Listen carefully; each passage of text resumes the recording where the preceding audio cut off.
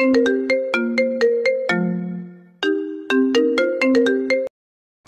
মিম, সবেমাত্র কলেজে ভর্তি হয়েছে আলহামদুলিল্লাহ। কিন্তু আমি চেয়েছিলাম ইসলামিক কোনো কলেজে ভর্তি হব, কিন্তু মায়ের ইচ্ছে আমায় ইঞ্জিনিয়ার বানাবে ইনশাআল্লাহ।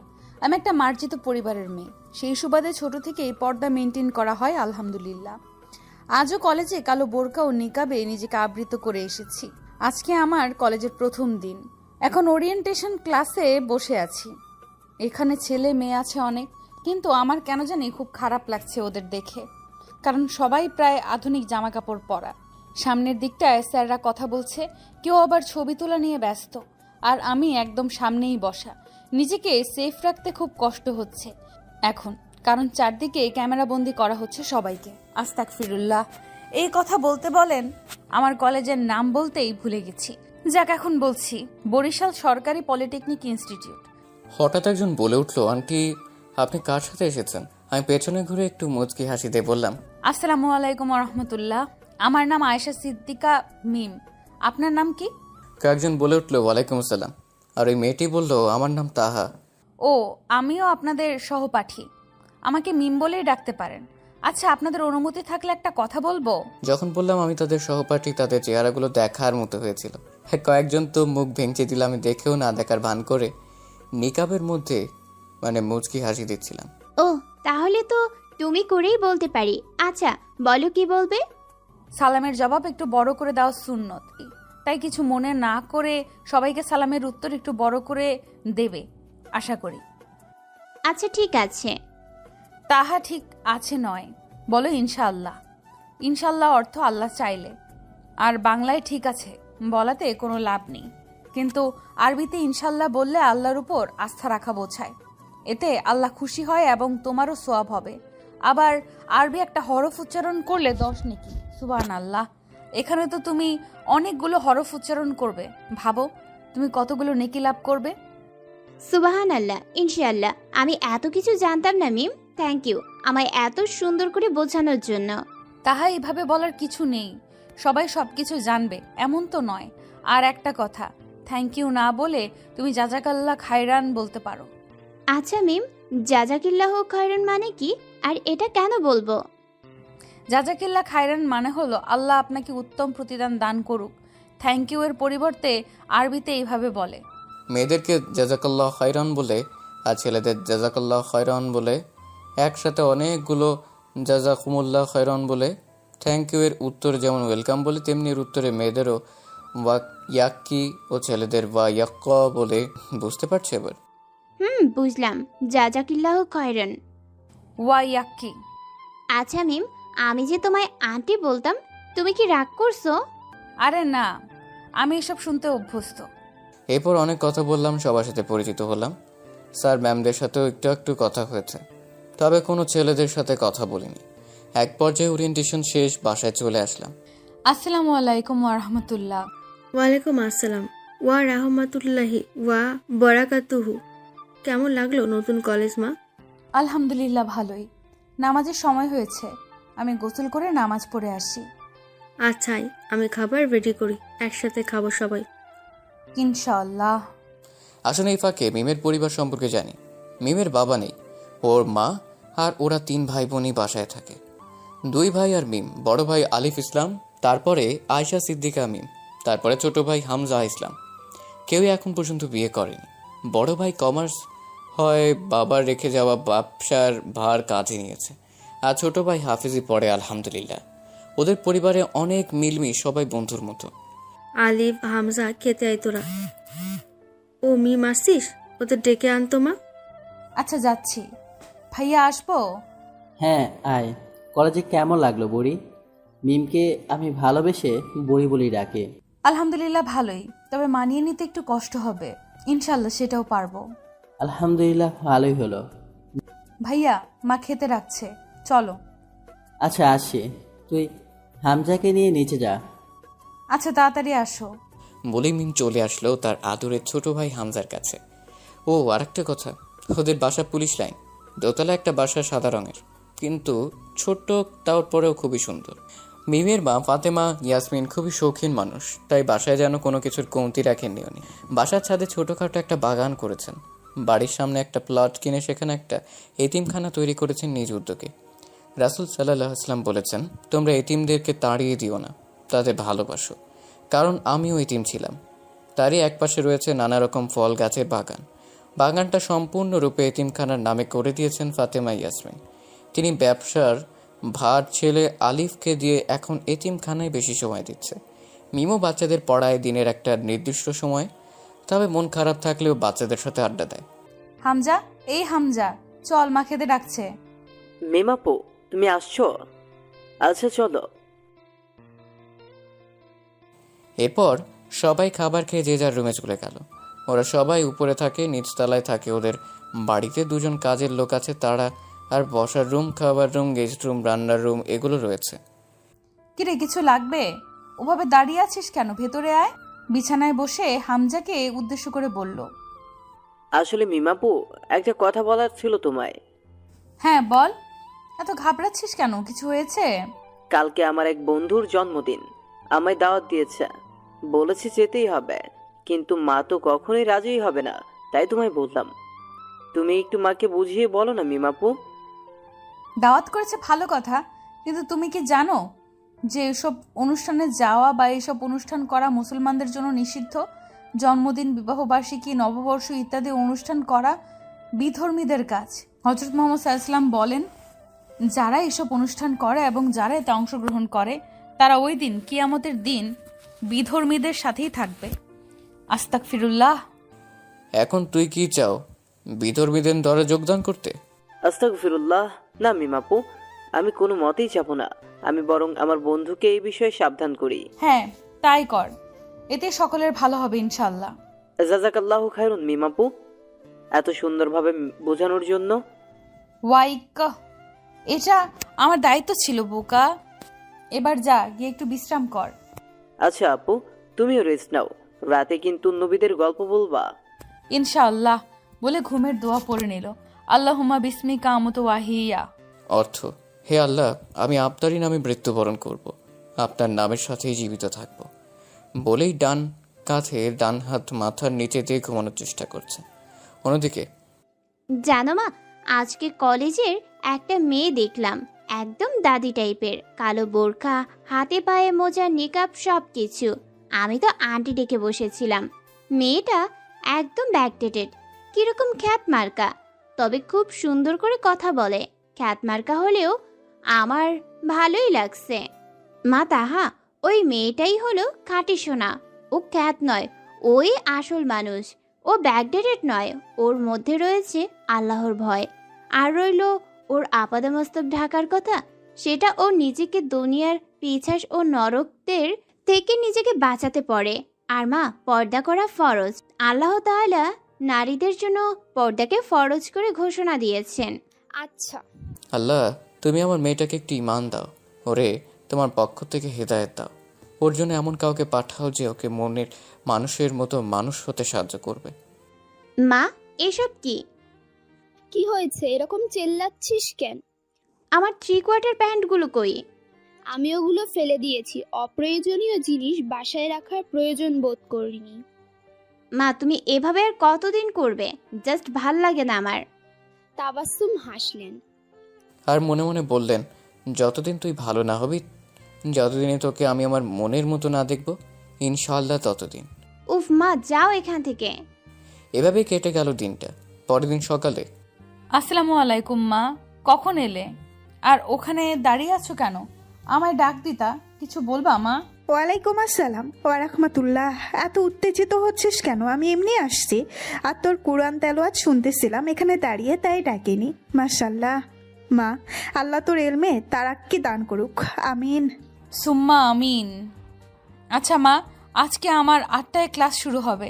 আমি এক্ষুনি একটু আনন্দালয়ে যেতে চাই, তোমার অনুমতি থাকলে। ওদের এতিমখানার নাম আনন্দালয়। আচ্ছা মা, যা, এতে আমার আপত্তি থাকবে কেন? শুধু একটু তাড়াতাড়ি ফিরে আসিস। আচ্ছা মা, উহিব্বুকুম ফিল্লাহ। সাবধানে যাস। ফিয়ামানিল্লাহ। আল্লাহ হাফেজ। আসসালামু আলাইকুম ওয়া রাহমাতুল্লাহ। আসসালামু আলাইকুম ওয়া রাহমাতুল্লাহি ওয়া বারাকাতুহু। আসসালামু আলাইকুম মিম আপু। ওয়ালাইকুম আসসালাম ওয়া রাহমাতুল্লাহ। কেমন আছো সবাই? আলহামদুলিল্লাহ ভালো, তুমি? আলহামদুলিল্লাহ, আল্লাহ কুল্লি হাল। বাচ্চাদের বয়স প্রায় 7, 8, 9, 10 বছরের সবাই। ছোটরাও আছে, তবে এই রুমে নেই এখন। ওদের মধ্যে থেকে একটা বাচ্চা বলে উঠল, মিমাপু, আলহামদুলিল্লাহর পর আলা কুলি হার কেন বললে? খুব ভালো প্রশ্ন করেছো আপু। শোনো তাহলে, আলহামদুলিল্লাহ বলি আমরা কৃতজ্ঞতা প্রকাশে, আর আলা কুল্লি হাল অর্থ হচ্ছে যে হাল অবস্থায় আছি, অর্থাৎ যে অবস্থায় আছি তার জন্য কৃতজ্ঞতা প্রকাশ করছি। বুঝতে পেরেছো এবার? আলহামদুলিল্লাহ। আজকে আমরা 5 ওয়াক্ত নামাজের উপকারিতা সম্পর্কে জানবো ইনশাল্লাহ। তোমরা প্রস্তুত তো? জি ইনশাল্লাহ। আচ্ছা, খুব মনোযোগ সহকারে শোনো তাহলে। ছোট বোনেরা, কোরআন ও হাদিসের কিছু কথা বলছি শোনো। সমস্ত পৃথিবীর জন্য মোহাম্মদ সাল্লাল্লাহু আলাইহি সাল্লামকে আল্লাহ রাব্বুল আলামিন রহমত হিসেবে পাঠিয়েছেন। আল্লাহ মানুষকে সৃষ্টি করে সঠিক পথের সন্ধান দিয়েছেন। সবর ও নামাজের দ্বারা আল্লাহর সাহায্য প্রার্থনা করব আমরা। আল্লাহ তার বান্দার উপর নামাজ ফরজ করেছে, আবার কিয়ামতের দিন সর্বপ্রথম নামাজের হিসেব নেবে। 2. যে ব্যক্তি ওয়াক্ত ও সময়ের প্রতি লক্ষ্য রেখে একাগ্র চিত্তে নামাজ পড়ে সেই মুমিন। সুবহানাল্লাহ। 3. সঠিক ওয়াক্তে নামাজ পড়া আল্লাহর নিকট সর্বাধিক প্রিয়। 4. মানুষ নামাজে দাঁড়ালে তার জন্য বেহেশতের দরজা খুলে যায়। নামাজরত অবস্থায় আল্লাহ ও তার বান্দার মধ্যে কোনো পর্দা থাকে না। 5. নামাজ দিন ইসলামের খুঁটি। 6. নামাজ মুমিনের নূর স্বরূপ। 7. নামাজ শ্রেষ্ঠ জিহাদ। 8. যখন কোনো আসমানি বালা অবতীর্ণ হয় তখন নামাজকারীদের উপর হতে বিপদ সরে যায়। সুবহানাল্লাহ। 9. কোনো পাপের কারণে নামাজি জাহান্নামে প্রবেশ করলে তার সিজদার অঙ্গ প্রত্যঙ্গ দোজখের আগুন স্পর্শ করবে না। 10. আল্লাহ মানুষকে সিজদারত অবস্থায় দেখতে অধিক ভালোবাসেন। 11. নামাজ বেহেশতের চাবি। 12. দেহের জন্য যেমন মস্তক, দিনের জন্য তেমন নামাজ। 13. নামাজ আল্লাহর সন্তুষ্টির কারণ। উহা হতে মারি ফাতির নূর পয়দা হয়, দোয়া কবুল হয়, রিজিকে বরকত হয় এবং নামাজ ইমানের মূল। 14. সেজদারত অবস্থায় আল্লাহর নৈকট্য সর্বাপেক্ষা বেশি লাভ হয়। 15. যে ওযুর সাথে রুকু সেজদা সঠিকভাবে আদায় করে, গুরুত্ব সহকারে 5 ওয়াক্ত নামাজ পড়ে, তার জন্য জান্নাত ওয়াজিব, দোজখ হারাম। বুঝতে পারছো সবাই? জি মিমাপু, সুবহানাল্লাহ। তাহলে আজ থেকে কারণ নামাজের প্রতি অনীহা আসবে না মিমাপু, ইনশাল্লাহ। আচ্ছা, তাহলে এখন আমি উঠি, আবার পরে আসবো ইনশাল্লাহ। আমার আবার কলেজে যেতে হবে। আসসালামু আলাইকুম মিমাপু। ওয়ালাইকুম আসসালাম ওয়া রাহমাতুল্লাহ। বাসায় গিয়ে সকালের নাস্তা সেরে মাকে বিদায় জানিয়ে মিম বেরিয়ে পড়ল কলেজের উদ্দেশ্যে। বাসা থেকে কলেজ বেশি দূরে না, ওর আবার হাঁটতে খুব ভালো লাগে, তাই বেশি সময় হেঁটেই যায়। আজকেও হেঁটে যাচ্ছে। হঠাৎ দেখলো একজন মহিলা রাস্তায় অসুস্থ হয়ে পড়ছে। ও তৎক্ষণাৎ ওখানে গেল। তারপর, আন্টি, এই যে আন্টি শুনছেন না, ওনাকে হসপিটালে নিতে হবে। এই যে রিক্সা, অ্যাপলের সামনে যাবেন? জি আফা, চলেন। কোনো মতে সামলে তাকে হসপিটালে নিয়ে গেল। ডাক্তার ওর চেনা আছে একজন। দ্রুত তাকে নিয়ে এই ডাক্তারের কাছে পৌঁছলো। তারপর তাকে প্রাথমিকভাবে চিকিৎসা করা হলো। মিম, মা, তোমার এনে কি হয়? আঙ্কেল, উনি আমার পরিচিত কেউ নন। তারপর তাকে সব খুলে বলল রাস্তার ঘটনা। ওকে মাই ডিয়ার, বুঝতে পারলাম। এবার তো ওনাকে ভর্তি করাতে হবে। ওনার শরীরের অবস্থা বেশি ভালো না। কোনো সমস্যা নেই আঙ্কেল, আপনি ভর্তির ব্যবস্থা করুন, বাকিটা আল্লাহ ভরসা। আচ্ছা, তুমি ফর্মালিটিগুলো সেরে নাও, আমি ওনাকে কেবিনে পাঠানোর ব্যবস্থা করছি। জি। মিম এবার কি করবে ভেবে পাচ্ছে না, তাও মনোবল হারাচ্ছে না। আল্লাহর উপর ভরসা আছে ওর। শুধু বারবার মনে করছে আল্লাহ যা করেন নিশ্চয়ই ভালোর জন্য করেন। এইসব ভাবতে ভাবতে ওর মাকে কল দিল। আসসালামু আলাইকুম। ওয়ালাইকুম আসসালাম ওয়া রাহমাতুল্লাহ।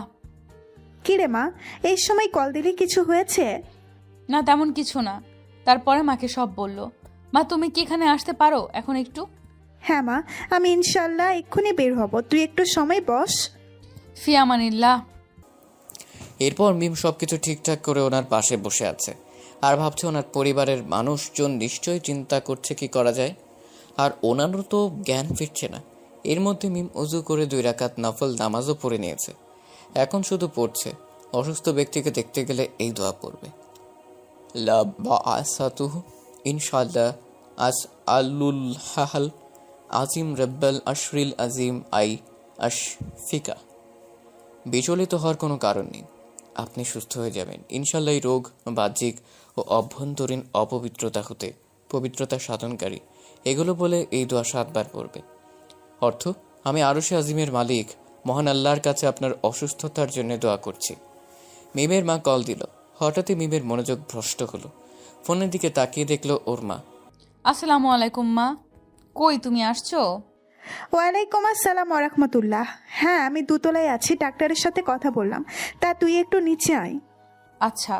বলেই রুমের চাবি নিয়ে ওই আন্টির দিকে একবার তাকিয়ে রুম থেকে বের হলো। মিম আসছোস? আয় এদিকে। হ্যাঁ মা বলো। আচ্ছা, এখন তো মাত্র 9:45 বাজে, তুই কি কলেজে যাবি?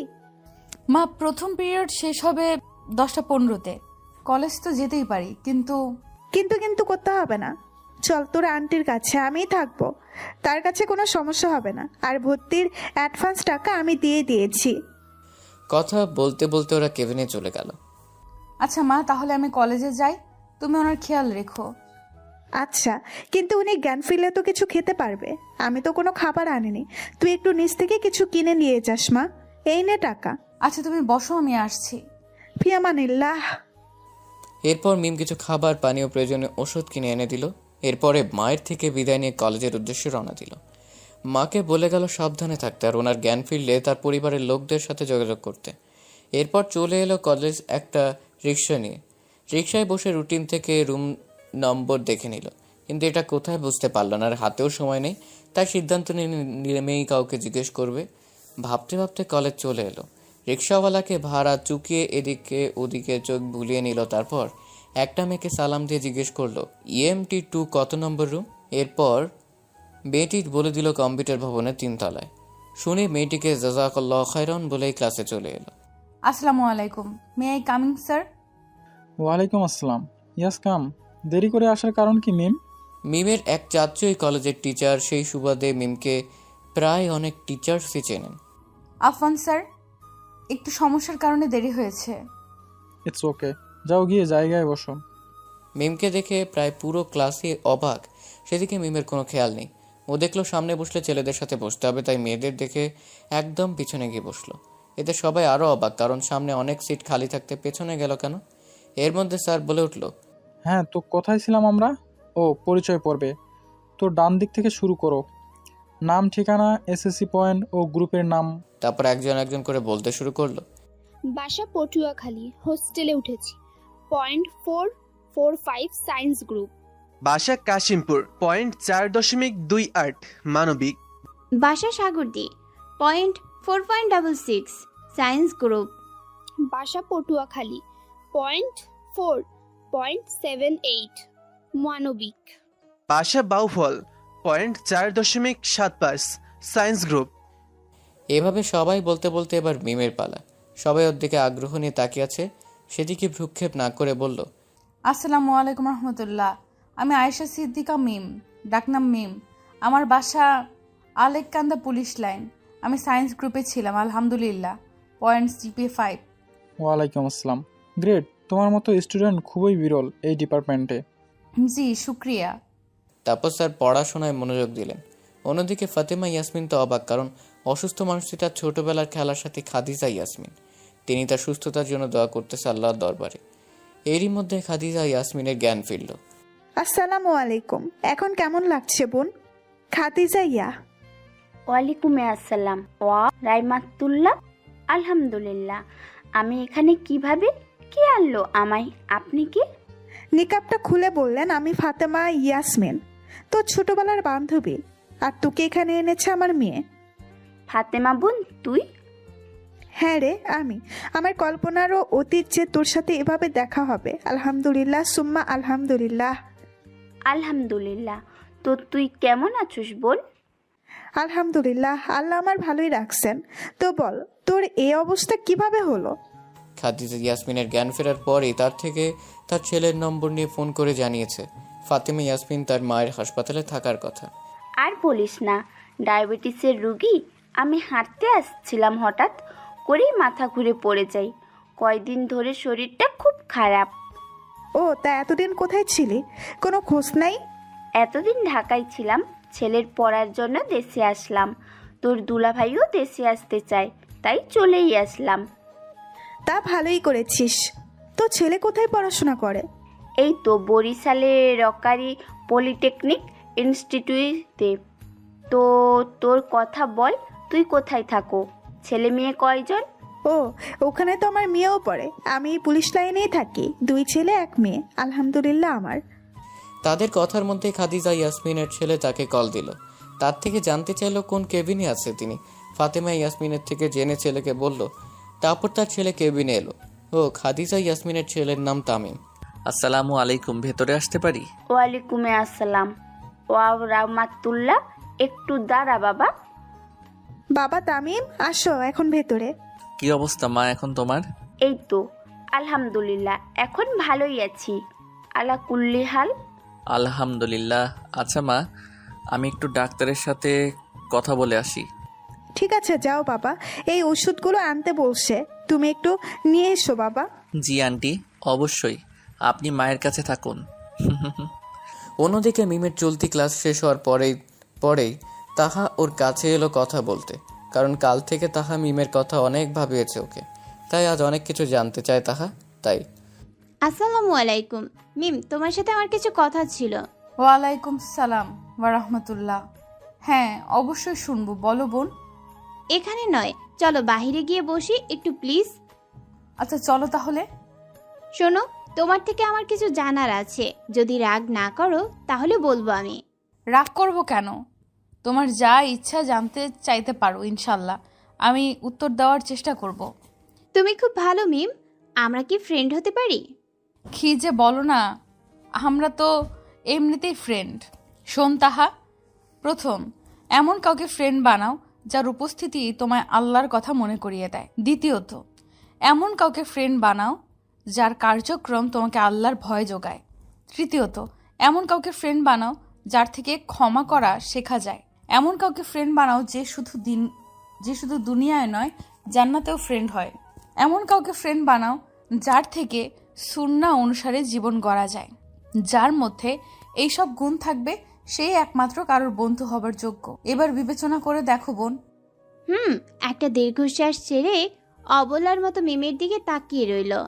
আচ্ছা তাহলে আজ উঠি, আমার অনেক কাজ রয়েছে আজ বোন। ওদের কথা শেষ হতে না হতে একজন বলল, ওই তাহাবুতের সাথে কাজ কি তোর? এদিকে আয়, আড্ডা দিই। ওর নাম রহমান। আর একজন বলল, খালাম্মার সাথে তোর মতো স্মার্ট মেয়েকে মানায় না। আরে ভাই, কে এই পর্দাবতী যে কাউকে পাত্তাই দেয় না? যত সব খ্যাত যে আসে কলেজে, এখানে না আসে গোয়াল ঘরে এদের ভালো মানাবে বলেই সবাই হে হে করে হেসে দিল। এটা ছিল তাসফিক। হঠাৎই তাহা তাসফিকের গালে দিল থাপ্পড় বসিয়ে।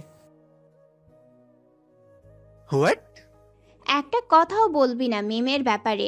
আর আমি কি করব না করব তোর থেকে শিখবো নাকি যত সব ফাউল। তাহা হচ্ছে কি সব বলেই ওকে টেনে নিয়ে এলো ওদের থেকে। তারপর ওই ছেলেদের কাছে সালান দিয়ে ক্ষমা চেয়ে নিয়েছে, কিন্তু বাড়তি কথা বলেনি। ছেলেগুলো রীতিমতো অবাক হয়ে ওর যাওয়ার পথেই তাকিয়ে আছে। কি সমস্যা তোমার? নিজে তো কিছুই বলছই না, আর আমাকেও বাধা দিচ্ছ কেন? ক্ষমা মহত্বের লক্ষণ। আল্লাহ ক্ষমাকারীকে ভালোবাসেন। আর ওনারা ছেলে মানুষ, ওনাদের সাথে কথা বলা মানে ফিতনা সৃষ্টি করা। কি দরকার এইসব করে শুধু শুধু পাপ কামানোর? আচ্ছা মিম, তুমি এত ভালো কেন? কি সুন্দর করে কথা বলো, অথচ সবাই তোমাকে কত খারাপ খারাপ কথা বলে আর তুমি কাউকে কিছুই বলো না। আমি ভালো হওয়ার চেষ্টা করি, শুধু কাউকে ভালো করার মালিক তো একমাত্র আল্লাহ। আচ্ছা, যা বলতে তোমায় এখানে আনলাম শোনো। আমার আম্মু আমায় অনেক বোঝায় পর্দা সম্পর্কে, তারপর অনেক অনেক কথা বলে, কিন্তু আমিও চাই ভালো হয়ে যেতে, কিন্তু পারি না। তুমি কি আমায় কোনো উপদেশ দিতে পারো? আমি খুবই চিন্তিত আছি বোন, প্লিজ আমাকে বাঁচাও। আমি কাল রাতে অনেক খারাপ স্বপ্নে দেখেছি, প্লিজ হেল্প মি মিম। কথা বলতে বলতে তাহা কান্নায় ভেঙে পড়ে, কারণ কাল রাতেও জাহান্নামের কিছু আলামত স্বপ্নে দেখেছে। আলহামদুলিল্লাহ, আল্লাহ তোমার ভেতরে তার ভালোবাসার ভিত জাগিয়ে দিয়েছে। দেখো তাহা, আমি তোমায় কিছু কথা বলি, মন দিয়ে শোনো আর কান্না বন্ধ করো। এভাবে কেঁদে লাভ নেই। সিজদায় বসে কেঁদে আল্লাহ তার বান্দার চোখের পানি অনেক পছন্দ করেন। হ্যাঁ বলো। ভালো হতে চাচ্ছ কিন্তু পারছো না, তাহলে এই নিয়মগুলো দেখতে পারো। 1. প্রথমে নামাজ পড়ার অভ্যেসটা করতে হবে। ঠিক টাইম মতো নামাজ পড়তে পারলে সবচেয়ে ভালো হয়। ফজরের নামাজের জন্য নামাজের সময়সূচি দেখে অ্যালার্ম দিতে পারো। সেক্ষেত্রে নামাজের সময়সূচি নামে একটা অ্যাপস নামাতে পারো। তাতে অনেক দোয়া ও সূরা থাকে, নিজে শিখে নিতে পারবে। নয়তো সূরার জন্য কোরআন শরীফের অ্যাপস নামাতে পারো। সেক্ষেত্রে যাতে বাংলা অর্থ দেওয়া আছে সেগুলো দেখে নামালে ভালো হবে। অর্থও শেখা হবে, এতে মনের অনেক পরিবর্তন হয়। যেহেতু মেয়েদের একটানা 41 দিন পড়া যায় না, তাই একটানা 3 মাস পড়বে কোনো গাফিলতি না করে, তাহলে দেখবে আর নামাজ ছাড়তে ইচ্ছে হবে না। পবিত্রতা অর্জনের দিক করা নজর রাখতে হবে, যাতে নামাজ বিফলে না যায়। নামাজ পড়ে আল্লাহর কাছে বেশি বেশি হিদায়াত চাইতে হবে, ভালো কাজ করার তৌফিক চাইতে হবে। 2. ফোনের যত গান, নাটক, সিনেমা ডিলিট করে দিবে, তার পরিবর্তে গজল, ওয়াজ শুনবে। ইসলামিক ভিডিও দেখতে পারো। গান যেমন শুনতে তেমন গজল শুনবে, এতে করে আল্লাহর দিকে মন আসবে, পরকালের কথা মনে পড়বে। 3. সব ছেলেদের সাথে কথা বলা বন্ধ করতে হবে। জরুরি প্রয়োজন ছাড়া আত্মীয়দের মধ্যে পুরুষদের সাথেও কথা বলবে না। এই জন্য সবচেয়ে ভালো হয় নতুন করে আইডি খোলা। সেখানে শুধু দিনই বোনদের অ্যাড করবে, যাতে আইডিতে ফালতু পোস্ট না আসে। যেহেতু দিনের পথে নতুন, তাই অন্যদের অ্যাড না দেওয়াই ভালো। দিনই গ্রুপগুলোতে জয়েন দিবে। ফেসবুকে এসে তুমি বোরিং ফিল করতে পারো, কারণ তখন দেখবে কেউ তেমন কথা বলতে চাইবে না, ফেক আইডি ভেবে। আর এর জন্য দিনই বোনদের পোস্টে গ্রুপের পোস্ট পড়তে পারো, লাইক কমেন্ট করতে পারো, আর নিজেও পোস্ট করবে, তখন আর খারাপ লাগবে না। কয়েক মাস ছেলেদের সাথে কথা না বললে আর কথা বলতে ইচ্ছে করবে না। 4. শুরুতেই যদি একদম খাস পর্দা না করতে পারো, তবে বেশি ঘরের মধ্যে থাকার চেষ্টা করবে। কাজ ছাড়া অযথা ঘর থেকে বের হবে না, আর বাইরে বের হলে বোরকা পরে যত সম্ভব ঢেকে বের হবে। 5. ভালো কাজ করার আগে ভাববে এটা করতে পারলে আল্লাহ খুশি হবে। সর্বদা আল্লাহকে স্মরণ করবে, আল্লাহকে ভয় করবে। কবরে গেলে আমার কি হবে, কি কাজ করলে আমি জাহান্নামের কঠিন আযাব থেকে বাঁচতে পারি, এগুলো ভাববে সবসময়, ভাবার চেষ্টা করবে। যদি সম্ভব হয় মাঝে মাঝে কবরের কাছে গিয়ে ভাবতে পারো, যদি আমি অন্ধকার কবরে থাকি কি হবে আমার। 6. রাতে ঘুমানোর সময় দোয়া পড়ে ঘুমাবে, যেমন ঘুমের দোয়া, আয়াতুল কুরসি, বাকারার শেষ 2 আয়াত, সূরা ইখলাস, ফালাক, কাফিরুন, এগুলো খুবই ফজিলতপূর্ণ। শুইলেই অনেকের ঘুম আসে না, এর জন্য বিভিন্ন সূরা পড়তে পারো, যেগুলো মুখস্থ আছে বা অ্যাপস থেকে দেখে আর জিকির করবে চোখ বন্ধ করে, ইনশাআল্লাহ ঘুম আসবে। 7. বেশি বেশি ইস্তেগফার করবে, সব কিছুতে আল্লাহর উপর ভরসা করবে, বিপদে ধৈর্য ধরার চেষ্টা করবে। আল্লাহ যা করেন ভালোর জন্য করেন, এটা সর্বদা মনে রাখবে। মনের যত কথা, দোয়া সব আল্লাহকে বলবে, যাওয়া চাওয়ার তার কাছে চাইবে। আল্লাহর পথে ফিরে এসো, দেখবে সব কিছুতে সুখ খুঁজে পাবে। এটা ভাববে আমি ভালো কাজ করলে তার প্রতিদান পাবো ইনশাআল্লাহ, হয়তো দুনিয়ায় নয়তো আখিরাতে। মিমের কথা শেষ হতেই তাহা বলল, আচ্ছা মিম, থ্যাংক ইউ, বাট পবিত্রতা অর্জনের বিষয়টা বুঝলাম না ঠিক। পবিত্রতা অর্জন বলতে পাক পবিত্র থাকাকে বোঝায়। এবার বিস্তারিত বলছি শোনো। পবিত্রতা ইমানের অঙ্গ। আমাদের সবারই প্রতি মাসে হায়েজ বা পিরিয়ড হয়, এর মধ্যে আমাদের ফরজ গোসল করা উচিত। এরপরে ফরজ গোসল ঠিকমতো না হলে আমাদের সকল ইবাদতই বৃথা যাবে। এখন বলছি ফরজ গোসল সম্পর্কে শোনো। যেসব কারণে গোসল ফরজ হয়, স্বপ্নদোষ বা উত্তেজনা বশত বীর্যপাত হলে, সহবাসে বীর্যপাত হোক আর নাই হোক, মেয়েদের হায়েজ, নিফাস শেষ হলে। গোসলের ফরজ 3টি। গড়গড়া সহ কুলি করা, যাতে পানি গলার হাড় পর্যন্ত পৌঁছে। হাতে পানি নিয়ে নাকের নরম হাড় পর্যন্ত পানি পৌঁছানো। সমস্ত শরীর উত্তম রূপে ধৌত করা। ফরজ গোসলের সঠিক নিয়ম: গোসলের নিয়ত করা, বিসমিল্লাহ বলে গোসল শুরু করা, 2 হাত কবজি পর্যন্ত ধোয়া। বুখারী 248। পানি ঢেলে বাম হাত দিয়ে লজ্জাস্থান পরিষ্কার করা। বুখারী 257। বাম হাতটি ভালোভাবে ঘষে ধুয়ে নেওয়া। বুখারী 266। নামাজের ওযুর মতো ভালোভাবে পূর্ণরূপে ওযু করা। এক্ষেত্রে শুধু পা দুটো বাকি রাখলেও চলবে, যা গোসলের শেষে ধুয়ে ফেলতে হবে। বুখারী 257, 259, 265। মাথায় পানি ঢেলে চুলের গোড়া ভালোভাবে আঙ্গুল দিয়ে ভিজানো। বুখারী 258। পুরো শরীরে পানি ঢালা, প্রথমে ডানে 3 বার, পরে বামে 3 বার, শেষে মাথার উপর 3 বার। বুখারী 168। যেন শরীরের কোনো অংশ বা কোনো লোমও শুকনো না থাকে। পুরুষের দাড়ি ও মাথার চুল এবং মহিলাদের চুল ভালোভাবে ভিজতে হবে। নাভি, বগল ও অন্যান্য কুচকানো জায়গায় অবশ্যই পানি ঢালতে হবে। গোসলের জায়গা থেকে একটু সরে গিয়ে 2 পা ধোয়া। বুখারি 257। এটাই হচ্ছে গোসলের পরিপূর্ণ পদ্ধতি।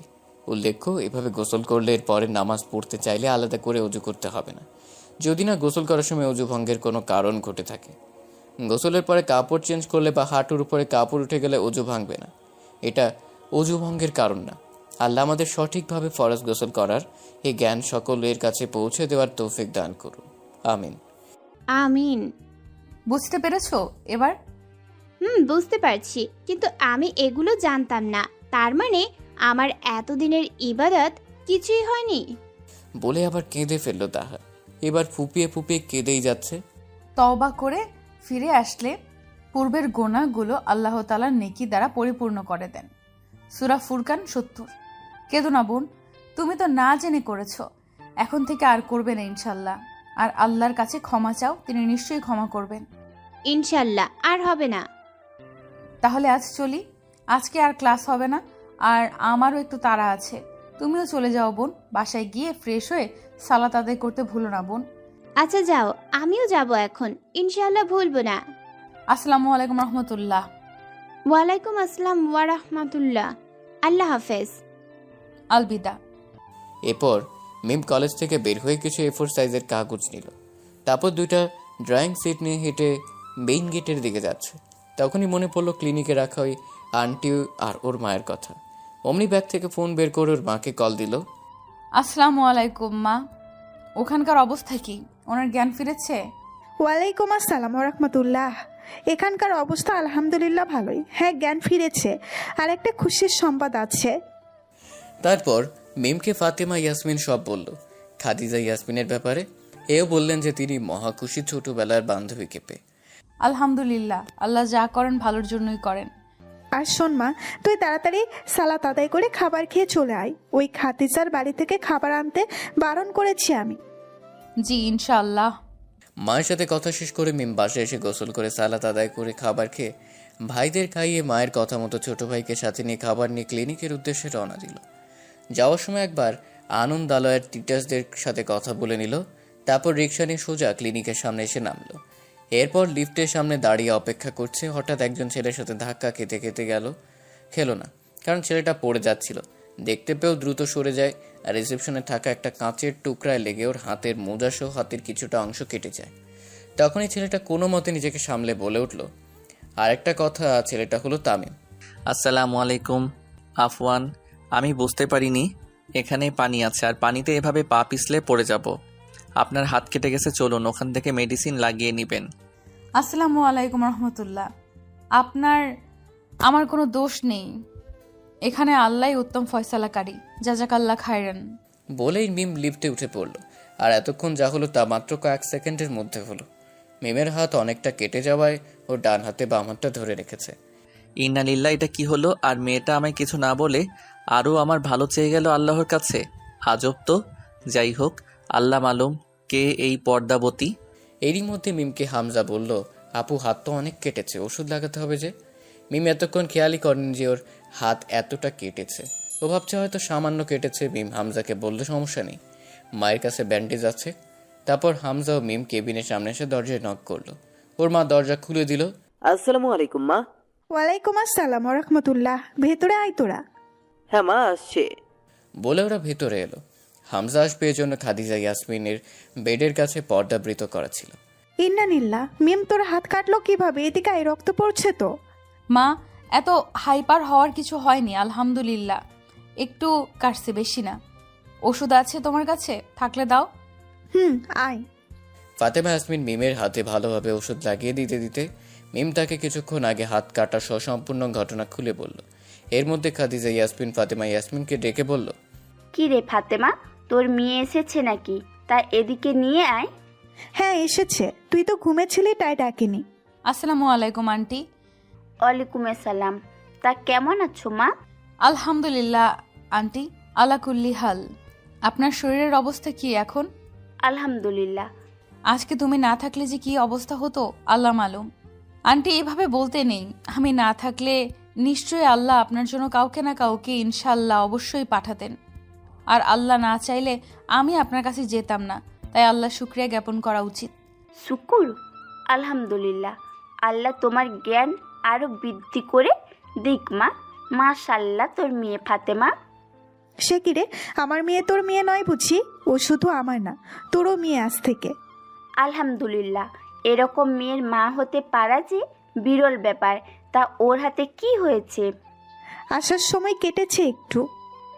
ইন্নান্নিল্লাহ, তোদের কষ্ট দিচ্ছি আমি। আস্তাগফিরুল্লাহ। আরে তুই কষ্ট দেওয়ার কে? আর এভাবে বলবি না, এতে আল্লাহ অসন্তুষ্ট হয়। আল্লাহ যা করেন নিশ্চয়ই ভালোর জন্যই করেন। আচ্ছা, আর বলবো না। হামজা বাবা, এদিকে আয়। জি মা। খাতিজা, এই আমার ছোট ছেলে হামজা। আসসালামু আলাইকুম। ওয়ালাইকুম আসসালাম। মাশাল্লাহ।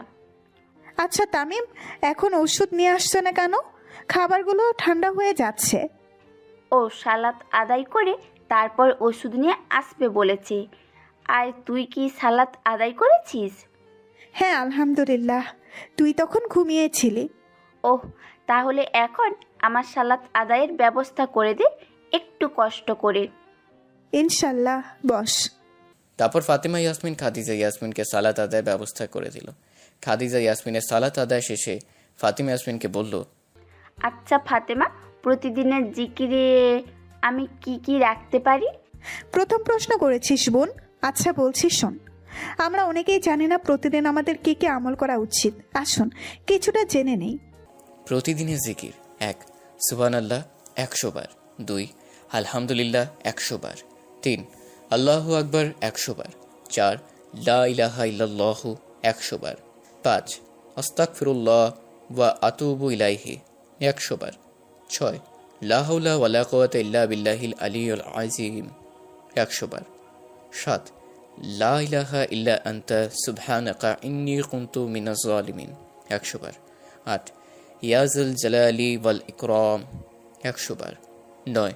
সুবহানাল্লাহি ওয়া বিহামদিহি সুবহানাল্লাহি আযীম 100 বার, 10. সুবহানাল্লাহিল আযীমি ওয়া বিহামদিহি 100 বার, 11. সুবহানাল্লাহ আলহামদুলিল্লাহ ওয়া লা ইলাহা ইল্লাল্লাহু আল্লাহু আকবার 100 বার, 12. সালামুন কাওলাম মির রাব্বির রহিম 100 বার, 13. রব্বির হামহুমা কামা রব্বায়ানি সগীরা যতবার পড়া যায়। 14. সুবহানাল্লাহ আলহামদুলিল্লাহ ওয়া লা ইলাহা ইল্লাল্লাহু আল্লাহু আকবার ওয়া লা হাওলা ওয়া লা কুওয়াতা ইল্লা বিল্লাহ 100 বার, 15. দরুদ শরীফ 100 বার, 16. বিসমিল্লাহির রহমানির রহিম 100 বার, 17. ইয়া হাইয়ু ইয়া কাইয়ুম যতবার পড়া যায়। 18. হাসবুনাল্লাহু নিয়ামুল ওয়াকিল বাদ জোহর 11 বার। ইনশাআল্লাহ আমি আজ থেকে প্রতিদিনই এগুলো আমার রুটিনে রাখবো। আন্টি, আপনি চাইলে আমি আপনাকে সকাল সন্ধ্যার কিছু আমল বলতে পারি। আচ্ছা তাহলে শুনুন। সকাল সন্ধ্যার আমল: 1. সূরা ইখলাস, সূরা ফালাক, সূরা নাস 3 বার, 2. আয়াতুল কুরসি 1 বার, 3. আল্লাহুম্মা জিন্নি মিনান নার 7 বার, 4. আল্লাহুম্মা ইন্নী আসআলুকা রিদাকা ওয়াল জান্নাহ 8 বার, 5. জাযা আল্লাহ আন্না মুহাম্মাদান মা হুয়া আহলুহু 3 বার, 6. আউযু বিকালিমাতিল্লাহ হিত্তাম্মাতি মিন শাররি মা খালাক 3 বার, 7. বিসমিল্লাহিল্লাযী লা ইয়াদুররু মা আসমিহি শাইউন ফিল আরদি ওয়ালা ফিস সামাই ওয়া হুয়া 8. হাসবিয়াল্লাহু লা ইলাহা ইল্লা হু আলাইহি তাওয়াক্কালতু ওয়া হুয়া রাব্বুল আরশিল আযীম 7 বার, 9. লা ইলাহা ইল্লাল্লাহু ওয়াহদাহু লা শারীকা লাহ লাহুল মুলক ওয়া লাহুল হামদ ওয়া হুয়া আলা কুল্লি শাইইন কাদির সকালে 100 বার। 100 বার না পারলে অন্তত ফজর ও মাগরিবের পর 10 বার করে পড়া। 10. রাদিতু বিল্লাহি রাব্বা ওয়া বিল ইসলামি দিনা ওয়া বি মুহাম্মাদিন সাল্লাল্লাহু আলাইহি ওয়াসাল্লাম নাবিয়্যা ওয়া রাসূলা 3 বার। 11. আল্লাহুম্মা ইন্নী আসবাহতু আশহাদুকা আশহাদু জুমলাতা আশিকা ওয়া মালাইকাতি ওয়া জামিয়াহ খালকিকা ইন্নাকা আনতাল্লাহুল্লাযী লা ইলাহা ইল্লা আনতা ওয়া আন্না মুহাম্মাদান আবদুকা ওয়া রাসূলুক 4 বার।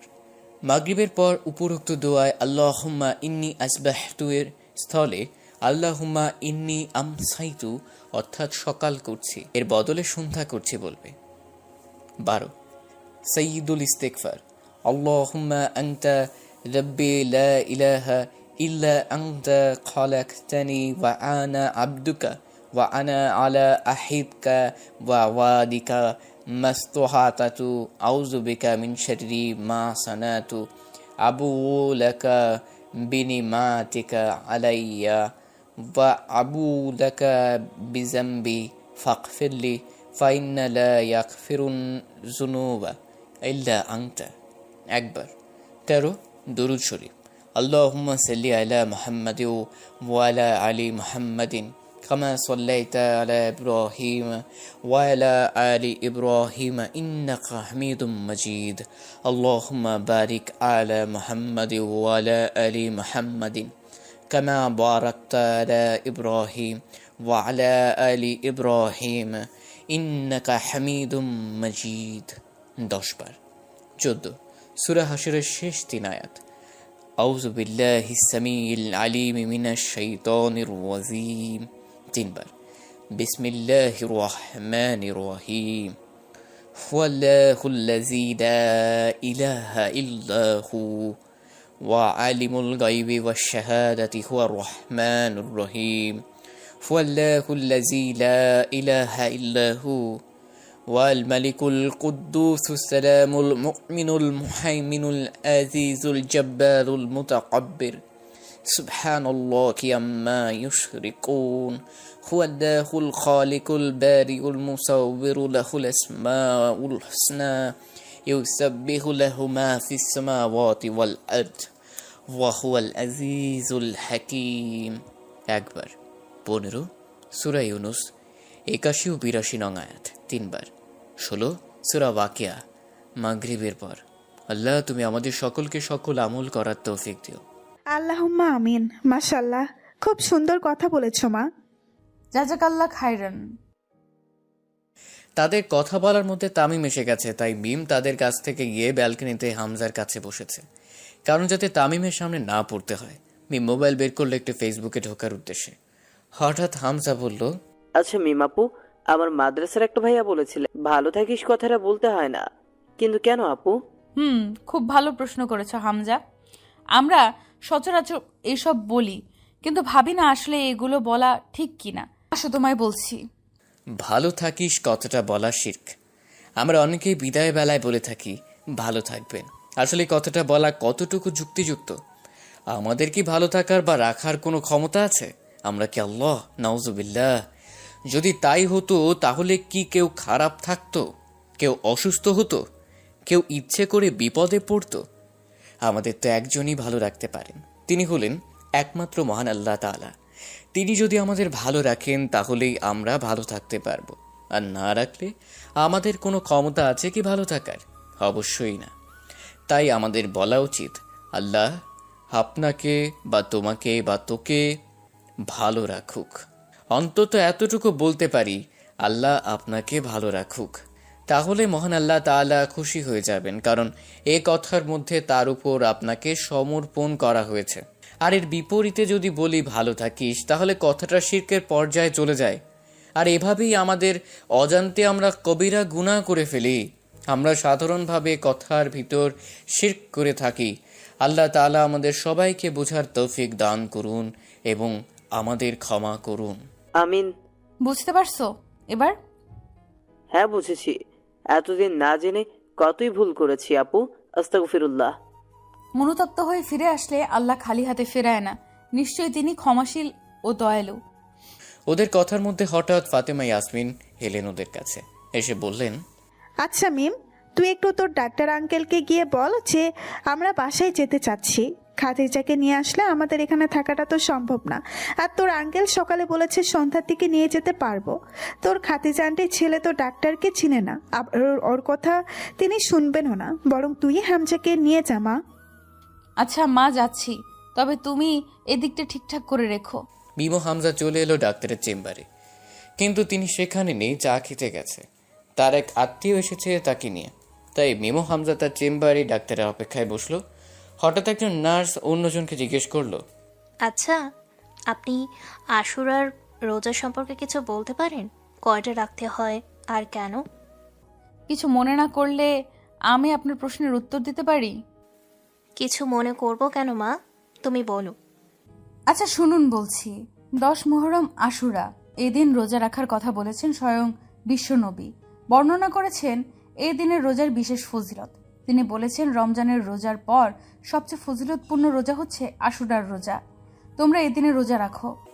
হাদিসের ঘোষণায় আশুরার রোজা যেহেতু ফজিলতপূর্ণ, তাহলে আশুরায় কয়টি রোজা রাখবেন? হ্যাঁ, আশুরার রোজা মূলত 10 মুহররমের রোজা। তবে প্রিয় নবী সাল্লাল্লাহু আলাইহি ওয়াসাল্লাম হাদিসে আশুরার রোজার সঙ্গে একটি রোজা বাড়িয়ে রাখার প্রতিও গুরুত্ব আরোপ করেছেন। হাদিসের বর্ণনায় বিষয়টি সুস্পষ্ট হয়ে যায়।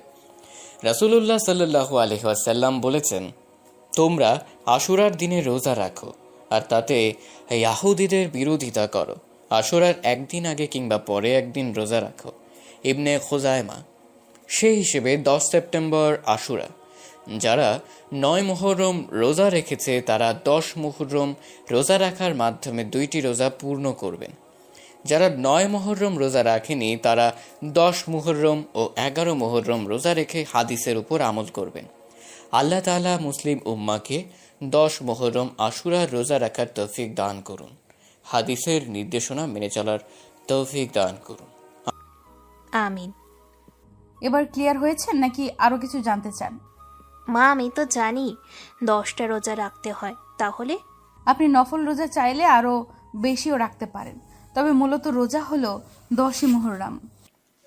জাযাকিল্লাহু খায়রান মা, আল্লাহ তোমার জ্ঞান আরো বাড়িয়ে দিক। ওয়াইয়াকি, আমিন। ওদের কথার মধ্যেই ডাক্তার এসে যায়। তাই মিম তার সাথে কথা বলে খাদিজা ইয়াসমিনের ব্যাপারে। তারপর ডাক্তার বলে যেতে পারবে, তবে 2 দিন বেড রেস্টে থাকতে হবে। এরপর ওরা সবকিছু গুছিয়ে মায়ের কাছে যায়। গিয়ে সবকিছু মাকে বুঝিয়ে বলে, আচ্ছা ঠিক আছে, তোরা বস, আমি খাদিজার সাথে কথা বলে আসি। জি মা। তারপর ফাতেমা ইয়াসমিন খাদিজা ইয়াসমিনকে তার সাথে তাদের বাসায় নিয়ে যাওয়ার কথাও বলে। সব বুঝিয়ে বলার পর তিনি বলেন, আমি বাসায় না থাকলে তোর দুলাভাই আর তামিমের কি হবে বল? সমস্যা নেই, তোরা 3 জনেই না হয় আমার বাসায় 2 দিন থাকলি সমস্যা কোথায়? বরং আমার অনেক ভালো লাগবে। আর তামিমও ওর বাবার মনে হয় না এতে আপত্তি থাকবে, কারণ তুই অসুস্থ। আচ্ছা, আমি একটু তামিমের বাবার সাথে কথা বলে নিই, দাঁড়া। তাই কর, আর তাকে চলে আসতে বলিস। এরপর খাদিজা ইয়াসমিন তামিমের বাবার সাথে কথা বলল। তিনি প্রথমে অমত করলে পরে সব শুনে বললেন তিনি বাসায় থাকবেন। তবে খাদিজা ইয়াসমিনকে যাওয়ার অনুমতি দিয়েছেন। আরও বলেছেন রাতে এসে দেখে যাবেন, থাকতে পারবে না কারণ বাসায়ও তো কেউ না, আর যদি থাকতেই হয় তবে দেখা যাবে। খাদিজা ইয়াসমিন এগুলো খাদিজা ইয়াসমিন ব্যাপারটা তামিমকে বলল। তিনি তো মহা খুশি। বহু বছর পরে প্রিয় বান্ধবীর সাথে অনেক কথা হবে এই ভেবে খাদিজা ইয়াসমিন ব্যাপারটা তামিমকে বলল।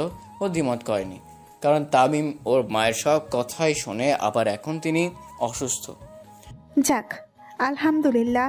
এবার তাহলে রিলিজ করিয়ে আসি। তুই বস, তামিম যাক। বাবা তুই যা একটু, আর আমার ব্যাগ থেকে কার্ড নিয়ে আয়, ওখান থেকে টাকা তুলে নিস, আর প্রয়োজনীয় ওষুধও আনিস। আচ্ছা মা। বলেই ব্যাগ থেকে কার্ড নিয়ে চলে গেল তামিম। মেম, মা একটু এদিকে আয় তো। হ্যাঁ মা, বলো। তোর হাত মোজা তো ছিঁড়ে গেছে, যা আমারটাই পরে আর 1 জোড়া কিনে নিয়ে আয় নিচ থেকে। আচ্ছা মা, যাচ্ছি।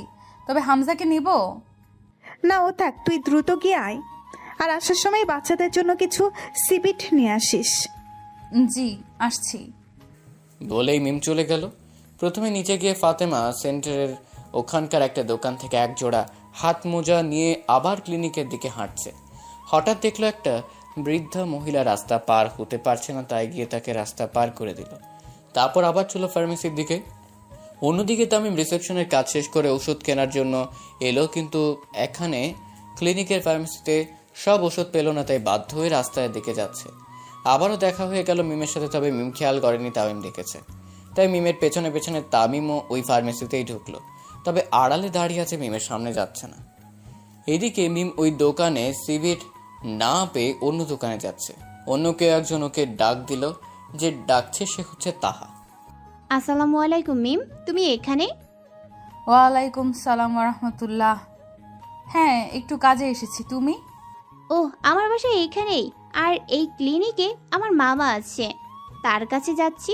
যাক, তোমার সাথে দেখা হয়ে ভালোই হয়েছে। ও, যাও তাহলে। কিছু বলবে? আমার একটু তাড়া আছে। মিম খেয়াল করলো তাহা সে বেশ মার্জিতভাবে এসেছে। ফ্লোর টাচ গাউন, খুব সাদামাটার, মাথায় হিজাব করা। অন্যদিকে তামিম কেন জানি মিমের দিকে তাকিয়ে আছে আর ভাবছে, ওই মেয়েটাকে তো কই জানি দেখছে, কিন্তু কেই পর্দাবতী আর এমন কেন? আচ্ছা চলো হাঁটতে হাঁটতে কথা বলি। আসলে আমার একটা বিষয়ে জানার ছিল। ও, বলো তাহলে। আমি এক একজনকে এক একভাবে সালাত আদায় করতে দেখি, কিন্তু এখন আমি বুঝতে পারতেছি না কোনটা ফলো করব, কিভাবে পড়ব। ও, এই ব্যাপার, চলো বলছি। নবী করিম সাল্লাল্লাহু আলাইহি ওয়াসাল্লাম মেয়েদের পৃথকভাবে নামাজ শিক্ষা দিয়েছেন, এমন কোনো হাদিস পাওয়া যায়নি। জিব্রাইল আলাইহিস সালাম রাসূলকে নামাজ কিভাবে পড়তে হয় এবং কখন পড়তে হয় তা শিক্ষা দিয়েছেন। ঠিক একইভাবে নবী সাহাবা কেরামদের শিক্ষা দিয়েছেন। তবে তিনি বলেছেন, তোমরা আমাকে যেভাবে সালাত আদায় করতে দেখো সেইভাবেই সালাত আদায় করো। সহিহ বুখারী, সহিহ ইবনে হিব্বান, বাইহক্কি। মেয়েদের নামাজের ভিন্নতা বলতে নামাজের মূল রকমগুলির কথা বলছি। অনেকে বলে থাকেন সেজদা, রুকু, কিয়াম ও হাত বাঁধার ক্ষেত্রে মেয়েরা ভিন্ন রূপ করবে, এবং এই বিষয়গুলিতে যে হাদিসগুলো বর্ণনা করা হয় তা সবই অগ্রহণযোগ্য। একদা এক বেদুইন মহিলা উম্মুল মুমিনিন আয়েশা রাদিয়াল্লাহু আনহা সাক্ষাৎ করতে এসে তাকে না পেয়ে ফেরার পথে উম্মুল মুমিনিন হাফসা রাদিয়াল্লাহু আনহা এর কাছে গিয়ে মহিলাদের নামাজ সম্পর্কে জানতে চাইলে তিনি বললেন, নামাজাতের নিয়ম পদ্ধতি ব্যাপারে মহিলাদের পৃথক কোনো নিয়মের কথা আমাদিগকে বলা হতো না, তবে রুকুতে রুকু থেকে দাঁড়িয়ে দুশিস্তার মাঝে বসে একটু সময় অবস্থান করতে বলা হতো। নামাজে তাড়াহুড়ো না করে ধীর স্থির শান্তভাবে আদায় করতে নির্দেশ দেওয়া হয়েছে। উম্মুল মুমিনিন আয়েশা রাদিয়াল্লাহু আনহা, হাফসা বিনতে উমার রাদিয়াল্লাহু আনহা, মাইমুনা রাদিয়াল্লাহু আনহা ও দ্বীন সম্পর্কে বিশেষ উম্মু দারদা রাদিয়াল্লাহু আনহা। বুখারী ভাষ্যানুযায়ী এরা পুরুষদের মতো নামাজ আদায় করতেন সুন্নতি নির্দেশ মোতাবেক। অতএব এতে সন্দেহের কোনো অবকাশ নেই যে মহিলাদের নামাজও পুরুষদের মতোই আদায় করতে হবে। মেয়েদের নামাজের ক্ষেত্রে কিছু বাহ্যিক দিক রয়েছে যেগুলি পুরুষের চেয়ে ভিন্ন। যেমন 1. সালাতে মহিলাদের জন্য পর্দা আবশ্যক, অর্থাৎ যতটুকু সম্ভব গোপনীয়তার মাধ্যমে মহিলারা সালাত আদায় করবে। মহান আল্লাহ তাআলা বলেন, তোমরা গৃহাভ্যন্তরে অবস্থান করবে, মূর্খতা যুগের অনুরূপ নিজেদেরকে প্রদর্শন করবে না। সূরা আহজাব আয়াত 33।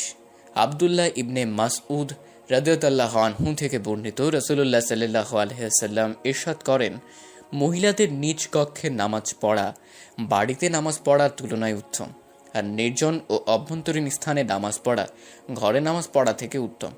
হাদিসটি সহিহ আবু দাউদ 1/383, মুসাদরাকে হাকিম 1/328। আয়েশা রাদিয়াল্লাহু আনহা রাসূল সাল্লাল্লাহু আলাইহি ওয়াসাল্লাম থেকে বর্ণনা করেন, ওড়না বা চাদর ব্যতীত মহিলাদের নামাজ কবুল হবে না। আবু দাউদ 1/421, তিরমিজি 2/215, মুস্তাদরাকে হাকিম 1/251। মহিলাদের পায়ের গোড়ালি ঢেকে রাখতে হবে, তা না হলে সালাত সিদ্ধ হবে না। অপরদিকে পুরুষদের পায়ের গোড়ালি খোলা রাখতে হবে। 2. সালাতের জন্য পুরুষ আজান দিবে কিন্তু মহিলা আজান দিবে না। এটা হলো ফোকা কেরামদের ইজমা, কারণ মেয়েদের আওয়াজ হলো একটা ফিতনা, অর্থাৎ মোকাহ কেরামদের ঐক্যমত হচ্ছে পুরুষদের জামাতে মেয়েরা আজান এবং একামত দেয়া জায়েজ নাই। 3. কোনো মহিলা পুরুষদের ইমামতি করতে পারবে না, কিন্তু পুরুষরা নারী পুরুষ উভয়েরই ইমামতি করতে পারবে। নবী করিম সাল্লাল্লাহু আলাইহি ওয়াসাল্লাম বলেছেন, মেয়েরা পুরুষদের ইমামতি করবে না। ইবনে মাজাহ। 4. জামায়াতে সর্বাবস্থায় মহিলাদের কাতার পুরুষদের কাতারের পেছনে হবে। হযরত আবু হুরায়রা রাদিয়াল্লাহু আনহু থেকে বর্ণিত, রাসূলুল্লাহ সাল্লাল্লাহু আলাইহি ওয়াসাল্লাম বলেছেন, পুরুষদের জন্য উত্তম সাফ কাতার হলো প্রথম সাফ, আর খারাপ সাফ হলো পিছনের সাফ। পক্ষান্তরে মেয়েদের জন্য উত্তম সাফ হলো পিছনের সাফ এবং সবচেয়ে খারাপ সাফ হলো প্রথম সাফ। সহিহ মুসলিম। 5. পুরুষ ইমামতি করলে কাতারের আগে একাকী দাঁড়াতে হবে যদি ওজোর না থাকে, কিন্তু মহিলা ইমাম হলে তাকে মহিলাদের কাতারের মাঝখানে দাঁড়াতে হবে। বর্ণিত আছে যে আয়েশা রাদিয়াল্লাহু আনহা এবং উম্মে সালমা রাদিয়াল্লাহু আনহা যখন মেয়েদের ফরজ সালাত অথবা তারাবি এর সালাতে জামাতে ইমামতি করতেন তখন তাদের মাঝখানে দাঁড়াতেন। 6. শরাব কিরাত বিশিষ্ট সালাতে শরাবে কিরাত পড়া সুন্নাত। মহিলা ইমাম ঘরে সালাত পড়ালে পুরুষদের মতো শরাবে কিরাত পড়বে যাতে মহিলা মুক্তাদিরা শুনতে পারে। তবে যদি কোনো অমাহরাম যে পুরুষকে বিবাহ করা নিষিদ্ধ নয়, পুরুষেরা মহিলা কণ্ঠ শোনার আশঙ্কা থাকে, তখন মহিলা ইমাম নীরবে কিরাত পড়বে। একদা আয়েশা রাদিয়াল্লাহু আনহা মাগরিবের সালাতে মেয়েদের ইমামতি করেন। তখন তিনি তাদের মাঝখানে দাঁড়ান এবং শরাবে কিরাত পড়েন। আইনি তুহফা সালাতে মুস্তাফা পৃষ্ঠা 31। 7. যদি ইমাম ভুল করে তাহলে মহিলাদেরকে হাতের উপর হাত দিয়ে বা উরুর উপর হাত মেরে সংকেত দিতে হবে, আর পুরুষেরা উচ্চ স্বরে সুবহানাল্লাহ বলবে। রাসূলুল্লাহ সাল্লাল্লাহু আলাইহি ওয়াসাল্লাম এই প্রসঙ্গে বলেন, পুরুষদের জন্য হলো তাসবিহ বলা আর মেয়েদের জন্য হাতে আওয়াজ করা। সহিহ বুখারী হাদিস নং 1/403। উপরোক্ত বাহ্যিক করণীয় বিষয়গুলো ব্যতীত অন্য কোনো পার্থক্য পুরুষ মহিলাদের সালাতে নেই। জাজাকাল্লাহ খয়রুন। ওয়াইয়াক কি বোন? আচ্ছা, তাহলে তুমিও যাও, আমি মামার কাছে যাচ্ছি। আর তোমার ফোন নাম্বারটা দেবে, কিছু জিজ্ঞেস করতে পারবো তাহলে ফোনে, জরুরি ব্যাপারগুলো প্লিজ। তারপর মিম ওদের ফোন নাম্বার দেয় এবং তাহা সেখান থেকে বিদায় নিয়ে চলে যায়। ওদিকে তামিমের ওষুধ কেনা শেষ, ও ক্লিনিকের দিকে যাবে, তখনই আবারও মিমকে দেখলো এবং এবার সাহস করে ওর কাছে গেল। তারপর, আসসালামু আলাইকুম, আমি তামিম। আমি আসলে তখনকার ব্যাপারটার জন্য দুঃখিত। এভাবে কথা বলেই যাচ্ছে মিম হঠাৎই থামিয়ে দিয়ে, ওয়ালাইকুম সালাম ওয়া রাহমাতুল্লাহ। ঠিক আছে, আপনি যেতে পারেন। উফ, আপনি রাগ করছেন কেন? আমি তো ইচ্ছে করে করিনি, প্লিজ ফরগিভ মি। দয়া করে রাস্তা ছাড়ুন। আর আপনার সাথে রাগ করার কি আছে? ওটা একটা অ্যাক্সিডেন্ট ছিল, এইসব নিয়ে আর কোনো কথা বলতে চাই না আমি। ওকে ঠিক আছে, বাট আপনার নামটা বললেন না তো। আমি অকারণে পাপ করতে রাজি নই, আপনাকে মাফ করেছি তখনই, তাই আর আমার সামনে এইসব বলতে আসবেন না বলে অন্যদিকে ঘুরে চলে গেল। আর তামিম বাবা জাগার মতো তাকিয়ে রইল। তারপর মনে মনে বলল, বাবা এত কর্কশ। সে যাই হোক, কে তুমি পর্দাবতী আমার যে জানতেই হবে। তারপরও কেবিনের দিকে সিঁড়ি ধরে এলো আর মিম লিফটে করে আগেই চলে এসেছে।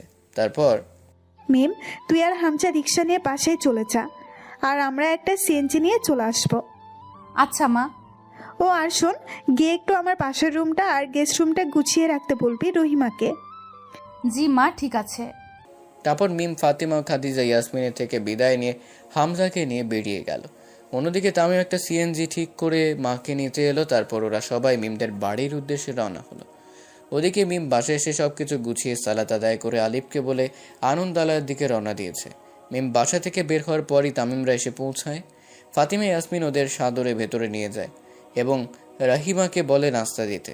তামিম এক নজরে বাসায় সবকিছু দেখে নিয়ে হামজার সাথে কথা বলছে। অন্যদিকে মিম আনন্দালয়ে এসে বাচ্চাদের সাথে বসে গেল, কারণ আজকের জলসা বাকি রয়েছে। তাই বাচ্চাদের থেকে তাদের সব কথা মনোযোগ দিয়ে শুনলো। তারপরও কিছু বলতে যাবে তখনই আজানের শব্দ শোনা যায়। তাই সবাই আজান শুনে আজানের উত্তর দিয়ে সালাত আদায়ের উদ্দেশ্যে চলে যায় এবং মিমের হাতেও সময় নেই, তাই মিমও এখানে সালাত আদায় করবে বলে মনস্থির করলো। আজান এবং আজানের উত্তর উচ্চারণ: আল্লাহু আকবার। উত্তর: আল্লাহু আকবার 4 বার। আশহাদু আল্লা ইলাহা ইল্লাল্লাহ। উত্তর: আশহাদু আল্লা ইলাহা ইল্লাল্লাহ 2 বার। আশহাদু আল্লা মুহাম্মাদুর রাসূলুল্লাহ। উত্তর: আশহাদু আন্না মুহাম্মাদুর রাসূলুল্লাহ 2 বার। হাইয়া আলাস সালাহ। উত্তর: লা হাওলা ওয়ালা কুওয়াতা ইল্লা বিল্লাহ 2 বার। হাইয়া আলাল ফালাহ। উত্তর: লা হাওলা ওয়ালা কুওয়াতা ইল্লা বিল্লাহ 2 বার। শুধুমাত্র ফজরের আজানের জন্য আসসালাতু খায়রুম মিনান নাওম। উত্তর: সাদাকতা ওয়া বারাকতা 2 বার। আল্লাহু আকবার।